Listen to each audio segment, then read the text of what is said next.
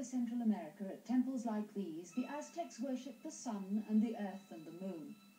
They had many gods to speak to these elements for them, and to please these gods they used to give them presents of human hearts. For many years the Aztec Indians had wandered the land waiting for a sign from one of these gods to tell them where to settle and build their city. They were to look out for an eagle with a serpent in his mouth, and when they saw the eagle land on a cactus, that was where they were to settle, and it was here on this very site that the beautiful Aztec city grew.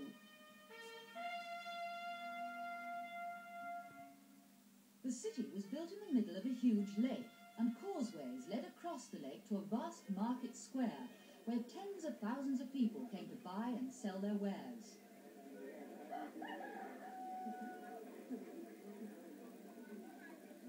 Everyone came to meet here and have a chat, whilst all around them merchants were selling pots and pans, snakeskins, silver, gold and precious stones, corn and fruit.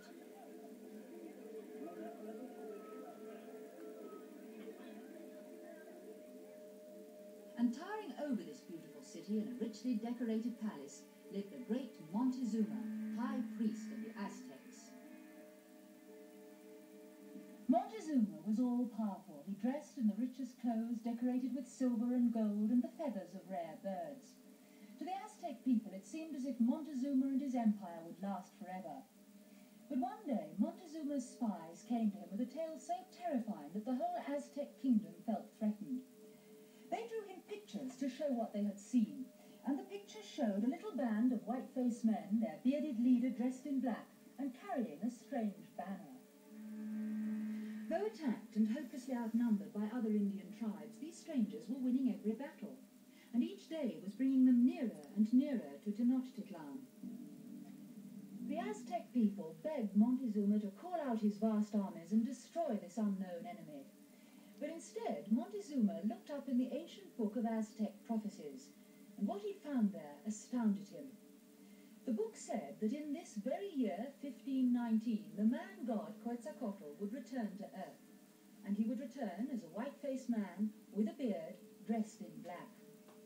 And when Montezuma looked again at the picture that his spies had drawn for him, he trembled. Could this stranger be Quetzalcoatl? He couldn't be sure, but he daren't attack a god. And so he did nothing. The man who had landed on the coast of Mexico was not Quetzalcoatl. He was Hernán Cortaz, a Spaniard who'd come to conquer Mexico in the name of his king, Charles I of Spain, and to bring the true Christian religion to the Indians. He carried a picture of the Virgin Mary on his banner, something which the Indians could not understand, and he rode on a horse. The Aztecs had never seen horses before, and to them Hernán Cortaz appeared to be a terrifying monster. And worst of all, he brought cannons. Hundreds of Indians were blown to bits as they tried to stop the Spaniards. Their clubs and sticks were useless.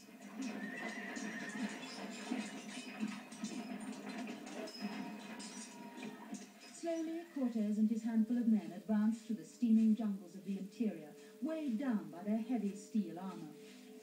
Then they climbed over snow-capped mountains. Their hands froze to their swords, and every inch of the way Montezuma's spies were watching them.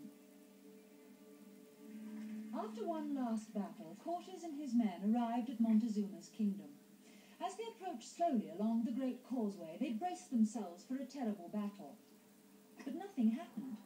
Instead, Montezuma himself came out of the city and greeted them. He took them to his palace, he showed them all his magnificent treasures, and he treated them like honoured guests. Soon these two extraordinary men, Montezuma and Cortaz, became firm friends, until one day Cortaz asked if he could see inside one of the temples. Montezuma led the little party of Spaniards right to the top of one of the pyramids which the Aztecs built higher and higher so that they could get closer and closer to their gods. But when he reached the top, Cortaz was disgusted. Inside the little temple at the top of the pyramid, the walls were stained red with the blood of human sacrifices. Everywhere there were stinking piles of human bones. This cruel sacrifice has got to stop, said Cortaz. We must clean up these temples and throw out these idols. We're going to put here a shrine to the Virgin Mary and teach the Aztecs the true Christian religion. Then Montezuma knew that Cortaz was not the god Quetzalcoatl, but it was too late. Cortaz ordered his men to arrest the emperor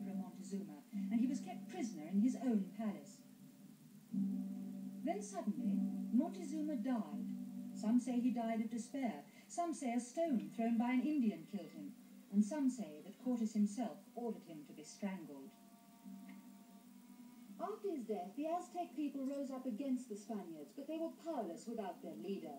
The Spanish cannons blew them to pieces, and in no time at all the beautiful temples and palaces of Tenochtitlan were destroyed, and the Aztec nation with them.